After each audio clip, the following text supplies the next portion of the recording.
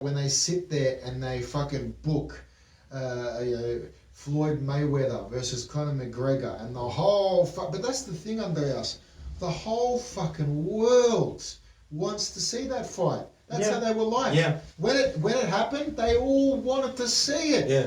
They all wanted to see, even a lady, in her 50s making a sandwich in the kitchen for her grandkids. Even she wanted to see the fight. It's become so mainstream. Yeah. And when something becomes so bloody mainstream, then,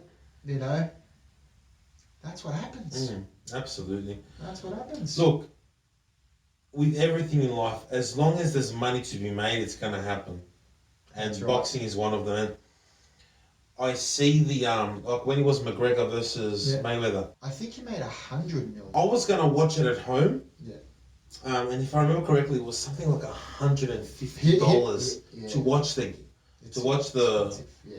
boxing match. These pay-per-views are very expensive. That's a bit. Why don't I just go to the pub? So I went with my girlfriend. We went to a pub. The pub was packed. Yeah. We watched it, had a good time, good atmosphere. Left, and that's it. So when it comes to these kind of, I don't think I've ever paid.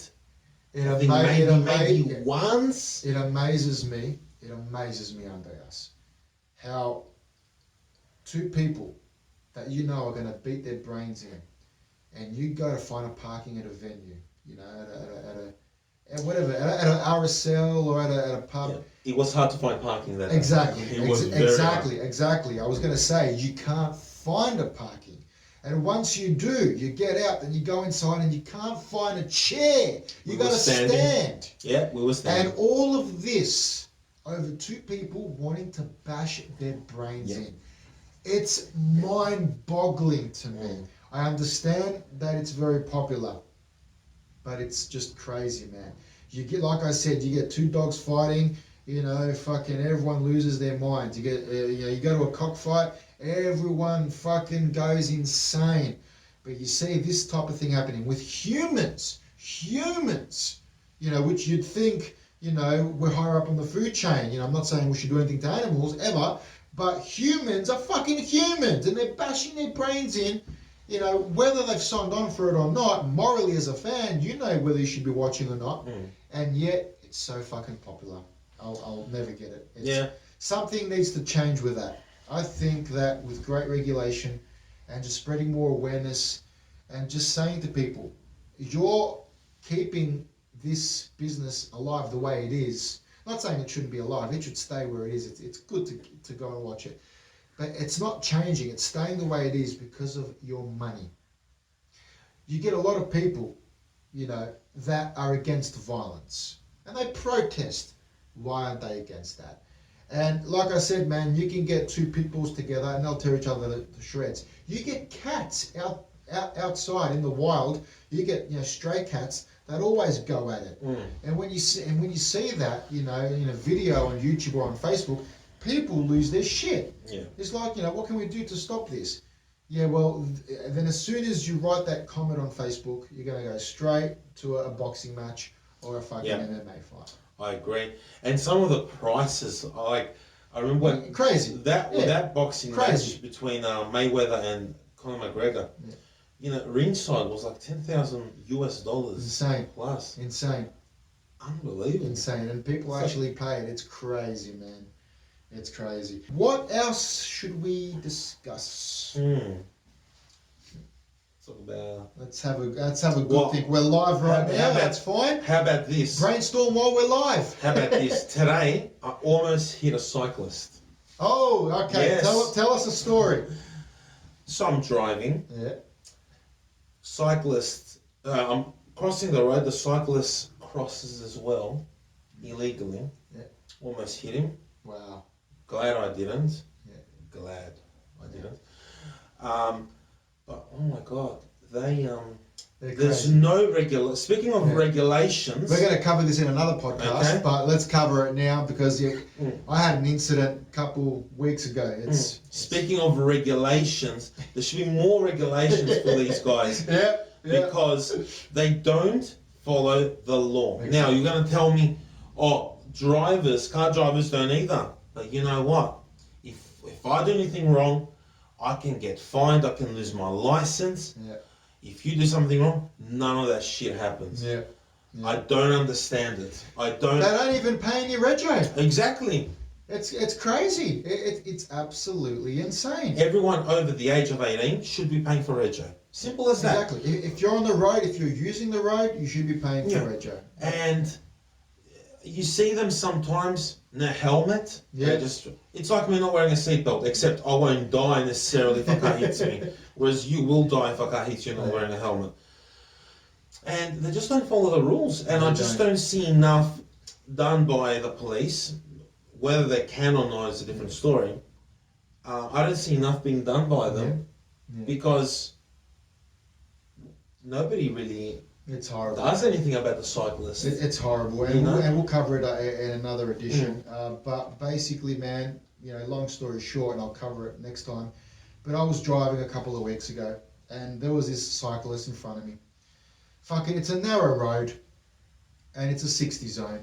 Cars are piled all the way to the back. It was late night shopping. Yeah.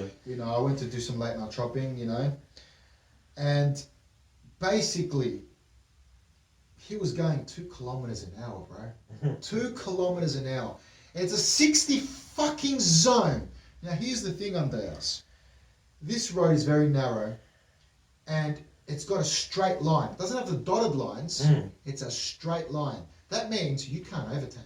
It's a straight line. You're breaking the law if you overtake. Correct. You can only overtake if it's ... For anyone that doesn't know the road rules. So basically, for me to get... I was going behind him for like a good couple of minutes. Basically, I had people beeping, from behind. Yeah, so everyone was beeping. So basically, I made a judgment call. Okay, live life on the edge.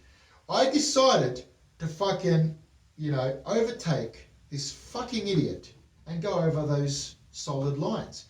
I just broke the law. If a cop saw me, I would have lost the merit point and I would have copped a fine. So why is it okay for a cyclist to be on a narrow road and hold up traffic at 2 kilometers an hour when we're meant to be going 60? How is that legal? And you have to make someone overtake you, and they have to actually break the law to do it.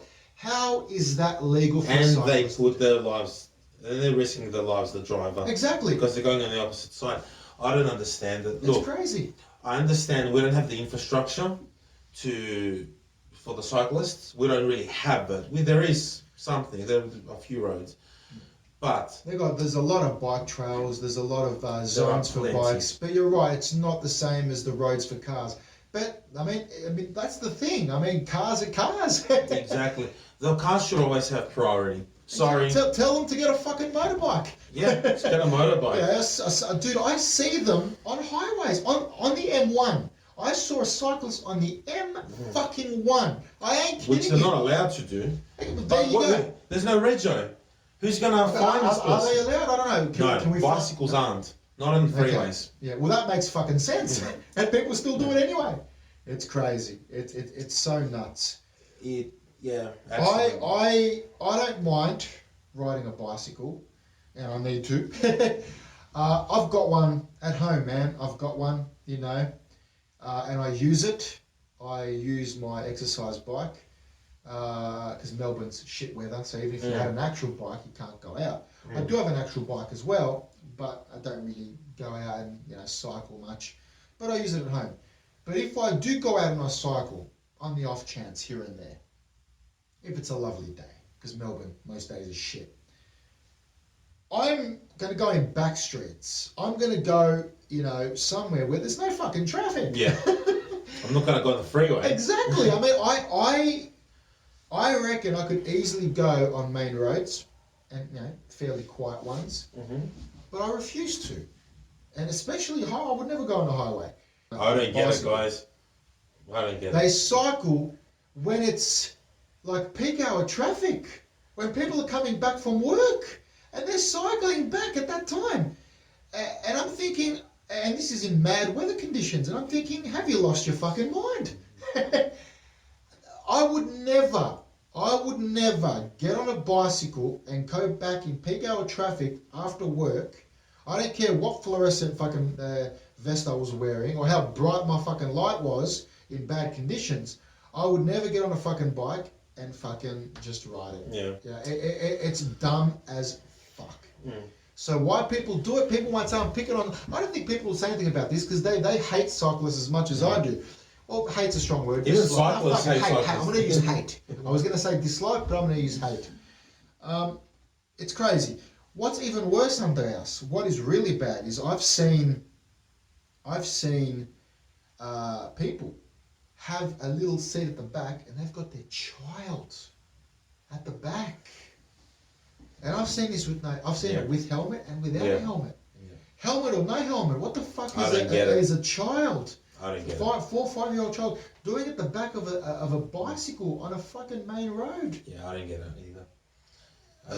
It is crazy. Mm. It is absolutely fucking crazy. To anybody, just in case, anyone thinking it's certainly different to having a child in your car, there is a difference. Because if a car hits another car, Of course.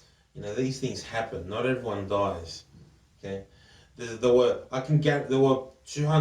300 and something deaths last year in Victoria from on the road.